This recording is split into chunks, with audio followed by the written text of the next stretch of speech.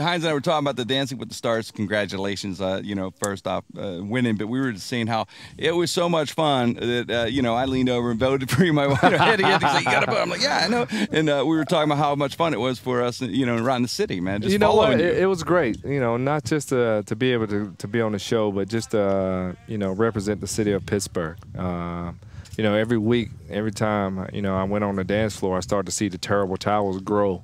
And then by the end of the year, it was nothing but terrible towels in there. And I think, you know, having my teammates come out and, you know, take time out of their schedules, pay, you know, for their flights to come from the East Coast to L.A. and show their support, and having, you know, Mel Blount, Franco, Jerome, Lynn Swan, those guys. You know, I think by the audience, you know, all of Americans see what type of organization that we have. You know, we're a close-knitted family group, and the Steeler Nation is strong all over, and that to me meant more than anything.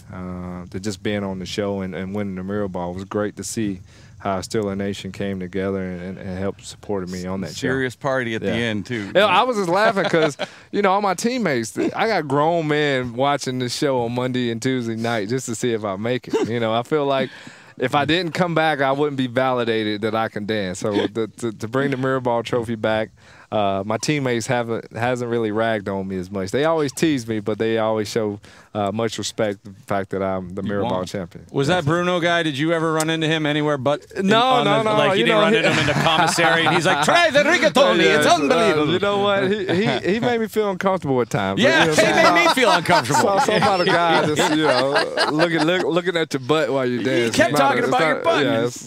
Yeah, and I'm sitting there like listening to his comments. All he kept saying was my butt, so it wasn't a real great feeling to have another man speak about your butt. Hines, I got news for you. The scouts back in the day were looking at your hips and your butt and your wiggle. Well, at least they didn't say it all over there. They wrote it on paper like, oh, he got good hips. Nice wiggle. Yeah. You know? Mel Kiper never said, Hines Ward's got a great ass. Yeah, so you know what? I felt a little uncomfortable, but, you know, it is what it is. So.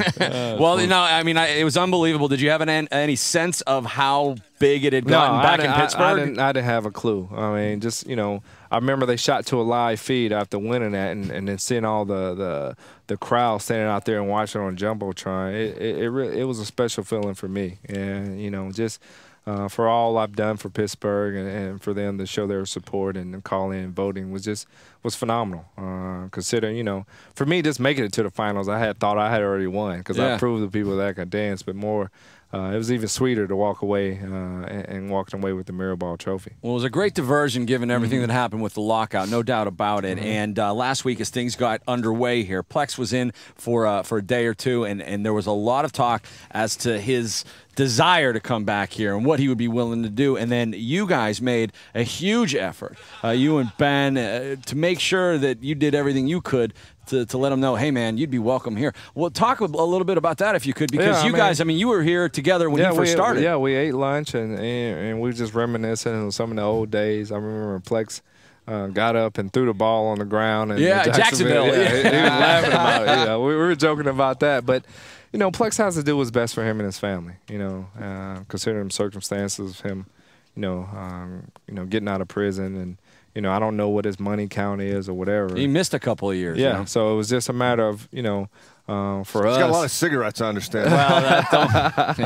but, you know, I'm just glad to see him back, you know, because, you know, now he gets a greater appreciation of the game and stuff like that. And he's got to do what's best for his family. And we would love to welcome him back and then have him on our team, I think. Did you think he was coming back? I thought he was, but at the same time, I knew the way we're already over the salary cap, and, you know, he was looking for a one-year deal, and you know, I don't think we were offering a one-year deal, maybe a two-year deal or something, and he had to go with the money. You know, not only did he want to go with the money, he wanted to win. So he knew if he stood here, he had an opportunity to win games, but then it came down to the money issue. Did part of it, you think, come down to maybe less of an opportunity here than with the Jets?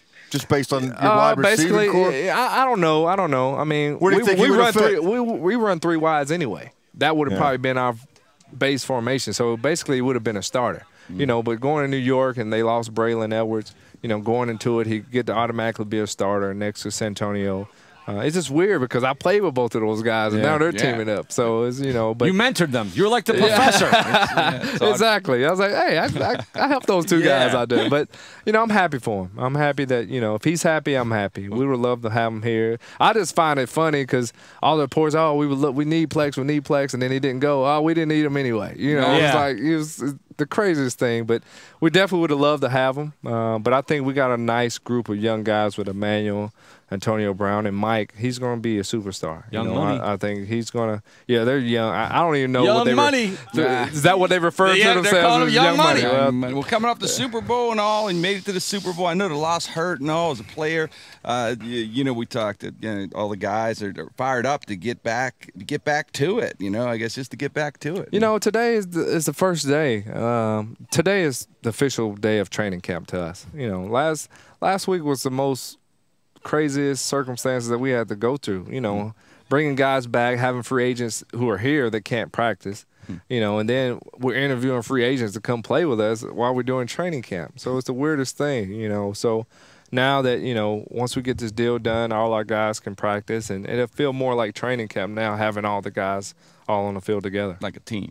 Hines, Ben's talked about this. I know you have high expectations for the offense. How close are you guys? You didn't get Plex, but you have a lot of weapons. You have a lot of experience. How close are you to being the Brady Patriots when they're at their best, or the Manning Colts? That offense that's just feared and puts up 30-something. You know what? We're just real by showing close. up. We're real close. I think once we get our offensive line solidified and figure out where we're going to have guys and let them mesh and grow together during training camp, our young guys, they're just inexperienced. They have all the talent in the world. They just don't have any experience. That's why, me being on the PUP list, it's great for guys like Antonio Brown, and when Emmanuel, unfortunately, he went down with the injury. But this whole week, giving them a whole week of running with the first group and getting a feel for Ben is nothing. It's going to do nothing for us but help us grow offensively, because now they have confidence in themselves. They're not nervous when they're in the huddle and stuff like that. So for me, I plan on being back maybe Saturday or Monday or something like that. Maybe that's the timeline. But it's great that those guys are getting quality reps now. So when we come back, we all can be on the same page. And it's, the faster they are, lets me know I'm going to be on one-on-one coverage with somebody. So I hope Young Money go out there and have a good year. Gives me a chance to have one-on-one coverage again. More touchdowns. Exactly. Hines, did you get any ink to celebrate the Dancing with the Stars win? Did you get like a mirror ball tat or anything? No. like that? No. I'm not gonna do it. I got the trophy, and the trophy's pretty heavy. And I did say that I was gonna, not do an excessive celebration, but I will give a shout out for my dancing skills if I get in the end zone. So. See, now that's what everyone's going to be waiting for. Yeah. The first time you're in the end zone this year, that'll be something. That's going to be the most anticipated touchdown dance in the history since Billy White Shoes Johnson. Now, you got a thought through already? I'm working on it right now. At night during training camp, I was like, man, what can I do? What can I do? Because we don't want to do nothing stupid to where you get penalized. Right. If you want to do something. Yes. I just want to give a shout out to Kim Johnson for helping me, taking a guy who's never danced and leading me all the way to the mirror ball trophy. So I got to give a shout out to her. You can't do a solo paso doble. No. I didn't know how to spell like paso doble and Vietnamese waltz. Well, let's do it. I was like, what paso doble? I like that restaurant. That's pretty good. Exactly. I think you made Bruno to be choreographed. Exactly. I think you made Bruno a football fan too. Bruno will be watching every game. It was great just having all the judges. Oh yeah, Bruno would love it out here. All the butts out here. He would just, he would have a field day out here. What do you mean no more two-a-days? Yes. What? The last thing I want to ask you about that was for real when she fell on her head, man. That was very scary. You were really scared about because that. I'm involved in that all the time. Each and every Sunday, guys get hurt all the time. Tommy Maddox, right when that happened, I automatically click and switch back to Tommy Maddox down in Tennessee, and he had the same thing where. They were saying, move your limbs, move your foot. And Tommy's like, I am. And he wasn't. That was the scariest feeling. And when she said she couldn't move anything or she couldn't feel her legs, I was like, oh, crap, I just killed this woman. I was like, I can laugh now, but at the time, I was so it's more tears of joy just to see, because you take life for granted, and over the course of this whole offseason, I've learned a lot. I've been through messed up situations. I had some good situations, but it was a learning process. You can't take things for granted, and that's what I've just learned. For her, you know, that could have easily been taken away from her. You know, had she fell a different way or something like that. Here she is, could never walk again and something like that. So I was more terrified for that. And that's why I was so emotional when we danced our next dance. I was more tears of joy that, yes, she's dancing again. Fine. Yeah, everything's good. So, you know, but. You're not going to be doing benefit golf outings for Kim Johnson the rest of your life. Exactly. I would have had to, I don't know, there's not enough money to repay it if that would have happened. Yeah. Well, congratulations on all your success. Thank you. It's unbelievable to see how much you've achieved already. That's crazy. We're hoping you get one more ring this year. Yes, I do. That would be awesome. I mean, to get all the way that far and lose, that's the most saddest thing ever. You know, because we've been, unfortunately, we haven't lost since going there. So we really never. This is what it feels like for the other teams who lost, like Arizona and all the other teams. And it hurts it's not, for fans. Yeah, it does. For you worse. It does. It's not a great feeling. So it does. But will you ever look back on it? Do you think and say, hey?